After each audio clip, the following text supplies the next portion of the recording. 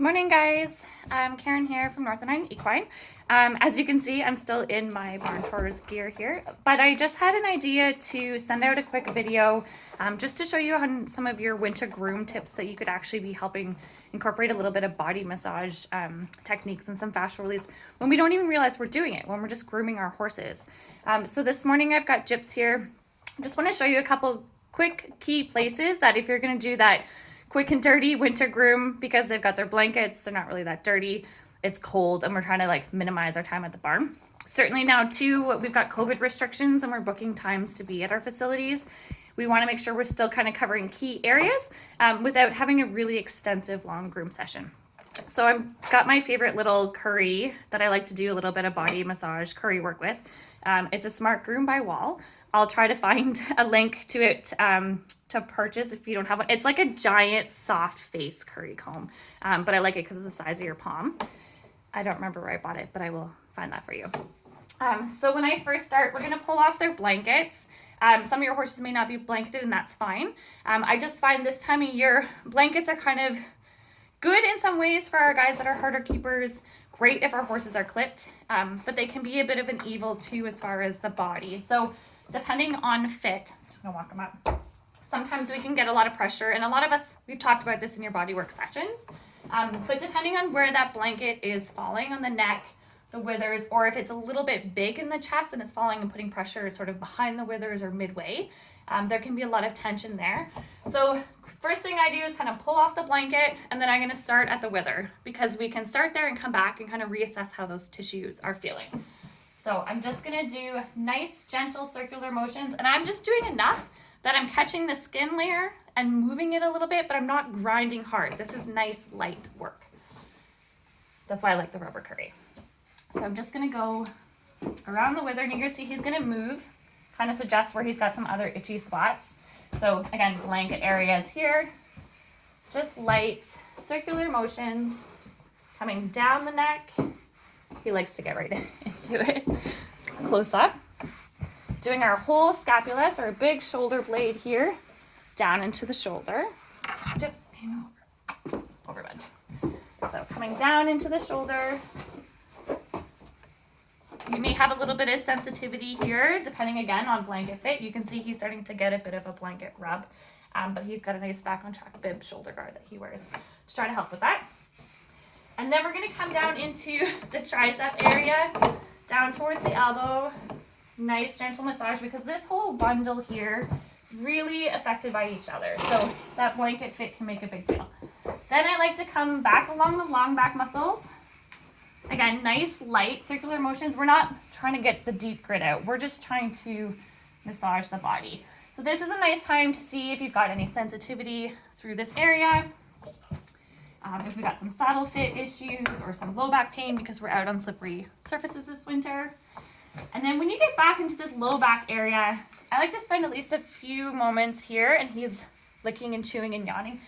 This is really a powerhouse area for our sport horses, and any horse really. So we want to make sure we're doing nice gentle massage work. And then we're going to very carefully, because this time of year they're going to be sensitive. Back up, just so we can see you on camera, sir. We're going to come down. Oof. Good boy. Down the abdominals. So you can already see you've got a tail switch there. So this is a big component to that big hind end push as well, and our midline muscle group. So we want to come down very gently, lots of yawns now, and just massage into that ventral chain. And then you can come down to where your girth area is. Same thing, nice soft circles. And then we're going to come out along the ribs, back up to the abdominal area. And again, finishing up in that low back. Next, I like to move into the hind muscles. So again, you may find that there's going to be restrictions here and some tension. It's cold. We're all slipping and sliding and walking funny a little bit out in winter. So again, nice light circles all along the hindquarters. This is a nice opportunity to see if the tissue feels different. We're just lightly catching that hair. And just with him, I can feel a difference. When I was here, that lightness was pretty easy. There doesn't seem to be any restriction. When I get over his glutes, it almost feels like there's a bit of a stick, even though we're doing the same light. So I might just come back and repeat this again after we do the other side. Big group is down the hamstrings, so following that large muscle along their tail. And then down into their calves. So as you come up from the hock, you can run over gently over their Achilles, and then you'll find a nice big juicy muscle right at the top there. Just give that a really nice gentle massage. It's a key component into our stifle function as well. And then we're going to come in, covering our biceps.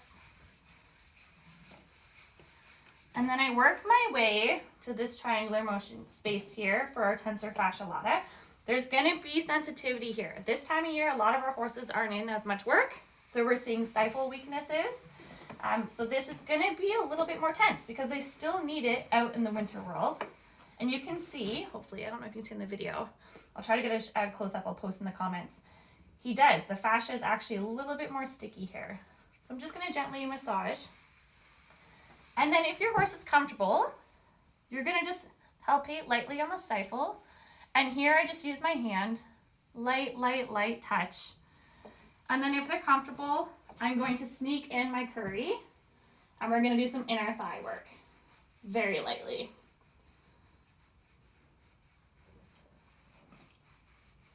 And we got a big yawn out of that, so that's good, good boy. And then I'm just going to come back, check the upper portion again, see how it feels. It's softer, so less restriction, so that's good. The fascia layer is already responding. Then we're going to come up to the neck. And hopefully my phone's going to stay here for us.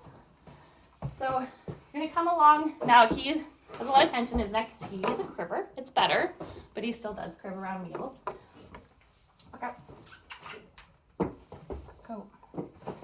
So I'm going to start along the top, along the rhomboid.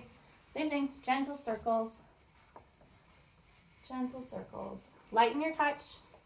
There we go. We got a nice yawn out of that, so that's good. And then we're going to do the midsection of the neck there. Same thing, nice, light, gentle circles. And then the nice, juicy muscles at the bottom here. These ones are key in our forehand movement. Function into the jaw. Perfect. And then we're going to sneak back down to that girth area.